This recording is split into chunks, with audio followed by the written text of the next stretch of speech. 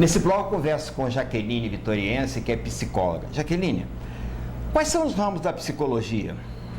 Então, existem diversos ramos onde um psicólogo pode trabalhar. Então, em primeiro lugar, tem a área clínica, onde o terapeuta está num consultório e um paciente procura por ele para receber algum tipo de tratamento. Tem a área escolar, né? Tem um psicólogo dentro da escola, tem um psicólogo dentro de diversas instituições, na verdade.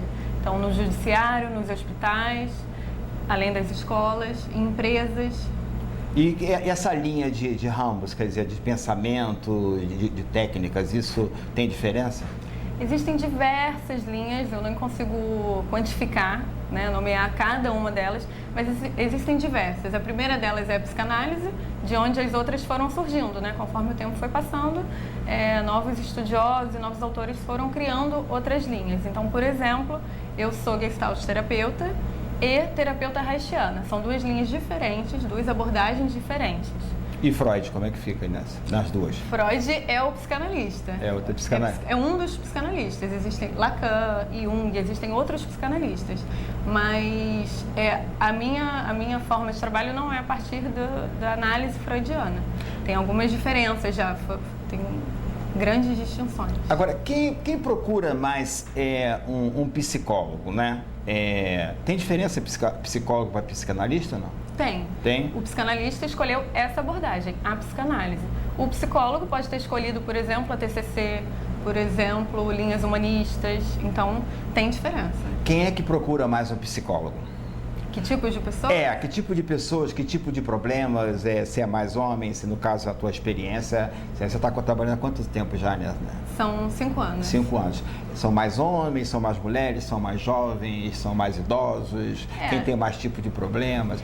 Então, além do psicólogo ter que escolher a área onde ele vai trabalhar, por exemplo, eu escolhi a clínica, além dele escolher dentro da clínica qual linha ele vai trabalhar, ele também precisa escolher um foco de trabalho. Normalmente é legal que um psicólogo se especialize. Então, por exemplo, eu atendo crianças, então eu escolhi esse foco de trabalho, além de atender adultos. Existem psicólogos que são especializados em atender idosos, por exemplo, ou psicólogos especializados em adolescentes ou em algum tipo de dependência química, por exemplo, tá? Então, assim, dentro do que eu escolhi trabalhar, que são adultos e crianças, eu posso te responder que me procuram mais mulheres, é mais comum me procurarem mulheres. É mais comum eu ouvir dizer que os homens ou não acreditam ou não são muito a favor, sejam os pais das crianças, né? Que as mães vêm procurar ou que a escola indica. Eu não acredito muito não, mas a gente está precisando, então vamos lá, vamos ver. E as mulheres normalmente acreditam mais, como se isso fosse uma crença, né? Mas enfim, isso é outra... Agora, normalmente os pais que procuram a criança, que tipo de problemas as crianças têm que os pais resolvem levar para um psicólogo? Olha, hoje em dia está muito comum as crianças receberem rapidamente o diagnóstico de TDAH. Então, a criança está dentro da sala de aula e ela não para quieta. O que é TDAH? É o déficit de atenção. Então, a criança está dentro de sala de aula, ela não está conseguindo focar no que a professora está falando, ela não faz exercício, ela quer pular, ela quer andar, ela quer brincar. E aí, rapidamente, a criança hoje ganha esse diagnóstico. Aí, o diagnóstico não é o psicólogo que dá, ele também vai poder dar, mas muitas crianças estão sendo medicadas, por exemplo, isso é o que mais aparece. A criança está com dificuldade na escola. Por quê? Porque não está conseguindo ter atenção, está muito agitada. Uma das coisas mais comuns hoje em dia são os pais trazerem por isso. Agora, tem aquela criança também, tanto menino quanto menina, que quando tem festinha ninguém quer convidar, né? Porque ele é o capeta, né? Para tudo, quebra tudo, mexe com todo mundo e tal. Aliás, eu há alguns anos atrás, eu conversei com o Carlos Bacelar, que já é falecido, né? E ele dizia que ele receitava Ritalina para as crianças. E aí, disse, mas peraí, mas Ritalina, que era acelerar e tal. Aí as crianças melhoravam, todo mundo. Aí ele me contou uma história vezes que eu achei interessante, e aí lembrei disso agora, que ele dizia o seguinte: às vezes as crianças chegavam lá, aí a doutora, doutor, o remédio que o senhor passou para ele foi excelente, ele melhorou muito. Tal. Aí o garotinho disse assim: doutor, o senhor vai me dar aquele remedinho que eu fico bom menino? O garoto já estava viciado. Ou seja, e ele já responde pelo discurso do adulto, né? Quem disse para ele que ele virou um bom menino foi virou um adulto, um bom menino, com certeza, né? Me faz virar um bom menino, quer dizer, não perturba muito, né? Agora, tem cura essa através da psicologia dessas crianças e dessa falta de atenção? Aí que tá. Muitas vezes as crianças estão tomando medicamento, claro que vai fazer um efeito na criança, mesmo que ela não tenha a necessidade de tomar. Então, muitas vezes não seria necessário, vezes que sim, né? E eu não sou contra o medicamento, realmente não sou contra, mas tem vezes que não é necessário e aí, como é mais rápido, a criança toma. Então, a terapia ajuda e pode fazer com que a criança melhore, porque quando uma criança é trazida, eu não posso olhar só para a criança, eu não posso achar que eu tenho que cuidar da criança isolada e ela tem um problema. Não, é um problema de contexto. Normalmente é um problema familiar, alguma coisa contextual. A criança naturalmente ela é saudável, ela brinca, ela se expressa, ela sabe o que ela sente, ela chora. Ela não é como os adultos que têm um padrão e que têm que ficar fechados em si. Ela normalmente se expressa. Se ela está apresentando qualquer tipo de problema, vamos olhar para a família, vamos olhar para os pais, vamos olhar... Às vezes é um conflito na relação dos pais que está acontecendo e que a criança acaba não conseguindo lidar e extravasa de outra maneira. Então, na maior parte das vezes é possível, quando é esse tipo de caso, hiperativo. Quem é hiperativo? É fácil identificar? Quem é a criança hiperativa? Ou não tem diferença dessa visão psicológica? Então, para a gente identificar, existem testes bem precisos e específicos, né? Testes psicológicos que só o psicólogo pode aplicar e que vão identificar. Você olhar para uma criança e ver que ela está muito agitada, não posso diagnosticar a partir disso, entende? É preciso todo um cuidado, todo um trabalho, coisas muito específicas para identificar, entendeu? Agora, psicólogo não prescreve? Medicamento não. Medicamento não. Só o médico. O psicólogo não é médico. Aí quando sente necessidade, encaminha para médico, não? Encaminhamos, com certeza, com certeza. Eu tenho psiquiatras parceiros, digamos assim, que eu já encaminho, já conheço aqui, tanto aqui no Rio quanto em Niterói. E a gente faz um trabalho de parceria. Tanto o psiquiatra, às vezes, procura o psicólogo para conversar e para entender melhor o que está acontecendo e vice-versa. Eu enviei recentemente um paciente para o psiquiatra. Eu liguei para ela e conversei com ela, entendendo o olhar dela, e a gente faz um trabalho que seja junto, né? Assim, um trabalho... Agora, você falou de criança, que você trabalha com criança. Agora, no caso de adulto, né? De mulheres e de homens, né? Quem mais procura um psicólogo? Problemas amorosos, problemas de trabalho, problemas de estresse. Quem é que procura a psicologia para tentar resolver isso? Hoje em dia, assim, o estresse, a ansiedade, a agitação interna, o ter que dar conta de várias coisas, é uma das coisas predominantes. Não tem né, uma coisa, mas assim, aparece muito uma pessoa ansiosa, uma pessoa que não está conseguindo dar conta, não está conseguindo parar, e aí você vê como é o sono dela, como é a alimentação dela, coisas simples, como é a respiração dela. Coisas bem simples, mas que você consegue detectar, por exemplo, um alto grau de ansiedade. É muito comum pessoas que têm o oposto, que têm energia mais caída e mais rebaixada, seja por depressão... Famoso devagar, né? Mas aí você vai ver, pode ter um fundo depressivo, um fundo de depressão ou uso de algum tipo de drogas, enfim, né? Por exemplo, a maconha. É muito comum aparecerem hoje pessoas que fumam e que, eu não consigo parar, e que elas vêm com esse pedido, né? Não é uma coisa que eu olho deixa lesado, né?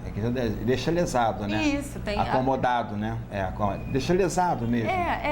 A pessoa fica embotada, ela não consegue agir como ela gostaria, e ela mesma vem com essa demanda, entende? Inclusive é bom ressaltar isso, que nós estamos aí vivendo aí um período agora de liberação de tóxicos, querem no Brasil liberar a maconha, agora o Uruguai agora, por exemplo, né, liberou a venda de maconha, então eu acho isso um risco, eu acho isso um absurdo, entendeu? Porque um país grande como o nosso, acho que é um problema, até principalmente essa juventude aí, liberar o tóxico. Mas é o caso, nós estamos falando de psicologia, não estamos falando de uso de droga. Então, homens e mulheres. E casos amorosos? Mulheres que se separaram do marido, mulheres que não conseguem arrumar marido, e como é que é isso? Com certeza. Relacionamentos amorosos, amor, sexo e dinheiro são temas muito frequentes, né? São temas muito atuais e que todos em algum nível, tem questões relacionadas a isso, né? Seja ao nível de precisar de ajuda ou não, né? Mas todos têm dificuldades, enfim, tem questões relacionadas a isso. Tanto mulheres quanto homens procuram por questões amorosas, né? Seja por términos de relação, seja por não conseguir terminar uma relação. Então, eu estou dentro dessa relação, eu estou vendo que está me fazendo mal, eu não estou conseguindo lidar, ou eu quero me separar, eu não tenho coragem, como eu posso fazer? O que vai acontecer depois, né? Isso, e dependendo do grau do problema, e dependendo do quanto isso é uma questão individual ou uma questão do casal, eu também posso indicar um terapeuta de casal, porque existem terapeutas que são especializados em casal. Né? Inclusive, assistindo um filme no outro dia que tinha uma consulta bem interessante, até que era um homem de mais idade do que a mulher, e tinha uma diferença. A diferença também social e financeira entre o homem e a mulher altera o relacionamento também? É comum isso, não? Se a questão financeira, ela pode trazer conflitos. A questão financeira e a questão de nível social também, não é? Intelectual e tal, entre o homem e a mulher. Altera também? Então, primeiramente falando da questão financeira em si, é um dos maiores, é o maior, na verdade, dado científico, motivo de separações hoje, de casamentos, estou falando de casamentos, né? É o maior motivo de separação hoje, é a questão financeira, né? Como lidar com dinheiro, isso traz conflitos, o casal não consegue lidar e acaba terminando. Um outro grande motivo é a questão da infidelidade, da traição, e aí traz a separação do casado. Bom, e esses casais muito jovens, às vezes casa muito jovem, aí não dá certo, quer dizer, não existe uma data, uma idade certa para casar, né? Mas isso acontece mais depois de certos anos de casamento, essa relação se deteriora ou não tem data no período? Vocês até chamam da crise dos 7 anos, existe isso ou não? Assim, isso é mais uma questão de crença e de você sentir a relação, mas eu não tenho como te dizer um período certo. Eu não vejo essa distinção, assim, de um casal mais maduro ou para um casal que está há mais tempo na relação ou não, isso varia muito. Então, quanto a isso, eu não tenho, uma diretriz, assim. Às vezes o casal está muitos anos juntos e acaba se separando, às vezes está muitos anos juntos por acomodação, entende? Às vezes o problema só surge depois de muitos anos, ou não, às vezes o casal é novo, é jovem, recém-casado, e a mídia mostra muito isso, que as pessoas casam com mais facilidade, mas também descasam com mais facilidade, separam, né? Hoje a gente tem essa maior liberdade. E no caso de casais, por exemplo, que com a chegada do filho muda o relacionamento, né? É comum isso também? Com certeza, e aí, assim, eu entendo e acredito que não tem como não mudar, né? Se éramos só 2, eu e mais um, seja um casal heterossexual ou um casal homossexual, né? A gente também está falando dos homossexuais que podem ter filhos. Chegou mais um, não tem como. Éramos 2 e agora somos 3. Como vamos administrar a relação do casal com a relação dos pais? Entende? Vira casal parental e o casal do relacionamento mesmo, da relação. O homem normalmente começa a reclamar de que o filho vai todas as atenções para o filho, não dá mais tal, né? E muitas vezes é verdade, né? Nasceu um neném que depende 100% da mãe, né? Principalmente quando acabou de nascer. Então, de fato, a mulher precisa dar atenção. Ela passa a ser mais mãe do que mulher, né? Do que esposa. Mas aí que está dependendo da mãe para conseguir administrar isso. Mas que a reclamação dos homens é verdadeira, é verídica, não é inventada, muitas vezes não é, porque de fato ele perdeu alguma atenção. Se a mulher tem como dar 50% do tempo dela, ela não vai mais dar 50% para o marido, ela vai ter que dar para o filho também, vai ter que ser dividido. Você falou na questão aí também de filhos de casais homossexuais, tanto masculino quanto feminino, né? E na verdade o que hoje se questiona muito com essa questão de homofobia, e tem uma lei até no Congresso agora da questão, né, que é muito grave e é polêmica, não está aprovada ainda, né? E de relação, né? Até que ponto uma adoção e a novela também aí escancarando aí casais homossexuais, até que ponto a adoção de uma criança por homossexuais pode ser influenciada pela relação homossexual? Pode ser feito? Pode. Você quer dizer da escolha da criança? Da escolha da criança crescer num ambiente de homossexuais. De dois pais, né? Não saber quem é o pai e quem é a mãe. Então, vamos pensar. Existem crianças, por exemplo, que são criadas só pela mãe, heterossexuais, digamos, vamos considerar pais heterossexuais. E aí, o pai morreu ou a mãe morreu muito cedo. A criança pode ser criada só por exemplo. É possível que ela seja criada. Então se ela não tiver a presença do pai e da mãe, quer dizer que ela vai apresentar problemas? Não necessariamente, a gente não pode afirmar. Pode ser que a presença de um pai e de uma mãe não sejam tão boas quanto a presença de só um, por exemplo. Tá? Então, muitas vezes, uma mãe cria junto com a avó ajuda e tal. Ela é heterossexual, pode ter ou não namorados, mas assim, a criança vai se desenvolver plenamente se ela tiver os cuidados, tiver atenção, tiver um ambiente propício. Então, não é porque dois homens ou duas mulheres vão cuidar de uma criança que ela vai se desenvolver de maneira equivocada ou é muito comum, eu até achei que você ia perguntar isso, porque é muito comum perguntarem, então a escolha sexual, a orientação sexual da criança vai ter a ver com a dos pais? Não necessariamente. Mas isso pode afetar no relacionamento, a criança também no entendimento, quer dizer, por que eu tenho papai e mamãe do mesmo sexo, enquanto que todas as crianças têm um relacionamento, tem seu pai, o homem, a mulher, figura masculina e feminina, quer dizer... Sim, a criança questiona. Por exemplo, imagina uma criança pequena, uma criança de 5 anos, que ela já entende a diferença entre os sexos, entre os gêneros, já está entendendo essa questão relacional entre homem e mulher, ou enfim, mulher e mulher.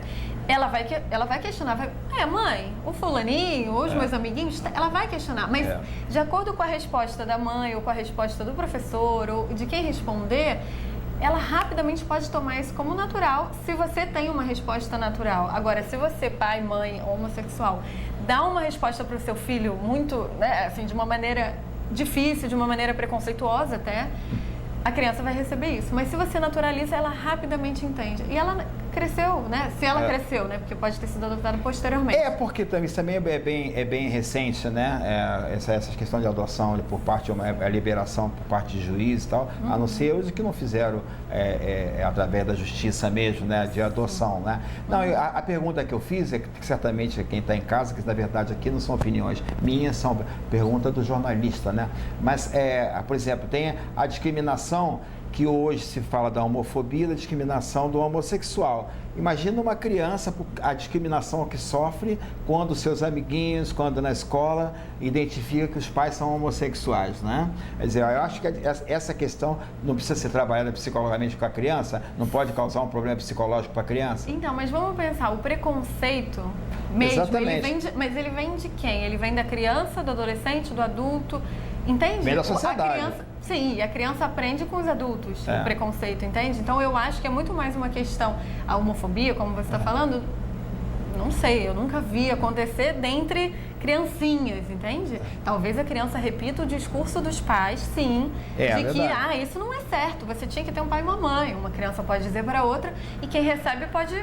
Sim, claro, a criancinha pode receber mal isso e ficar... E talvez não querer contar para a mãe, por exemplo, por algum motivo. Claro até para uma linguagem mais exacerbada, né? De chamar de palavrão e tal. Claro. Seu pai é isso, sua mãe é isso, tal. Isso pode afetar a cabeça da criança. Até porque as crianças não perdoam, né? Elas perdoam, né? E vai no popular, né? né? Com certeza. Com certeza. Qualquer diferença que seja uma deficiência física, seja qualquer diferença que as crianças notem, isso pode salientar, chamar atenção e elas reagirem a isso, e brincarem, zoarem, perguntarem, questionarem, e quem recebe, claro, pode receber de uma maneira negativa. Enfim. Jaqueline, me diz uma coisa, agora recentemente essa novela tem um tema bastante questionado, que é a questão do autista, né? Autista também pode ser trabalhado por psicólogo ou tem quem trate disso?